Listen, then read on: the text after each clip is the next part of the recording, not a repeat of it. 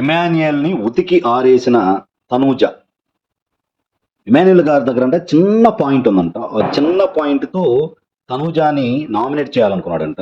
So ఇంకా కొంచెం పాయింట్లు గ్యాదర్ చేసి నామినేట్ చేయాలనుకుని ప్రయత్నిస్తున్నాడంట. సో ఈ లోపల కళ్యాణ్ గారు తగిలారంట.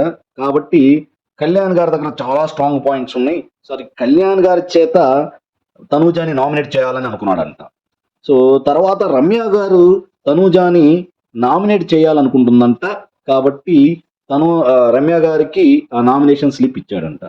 సో ఇంత కష్టాలు ఎందుకు పడుతున్నాడు ఇమాన్యుయల్ తనూజ గారిని నామినేట్ చేయడానికి? ఇమాన్యుయల్ గారు అర్థమైపోతుంది కదా. సో మీరు ఓవరాల్గా తనూజ గారిని తప్పించాలి అనేది మీ యొక్క మెయిన్ టార్గెట్. సో అది మీ ఎయిమ్.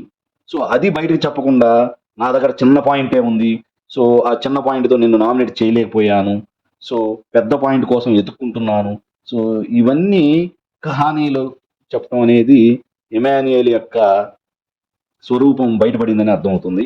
సో ఇమాన్యుయల్ గారు మీ యొక్క అసలు రూపం బయటపడింది.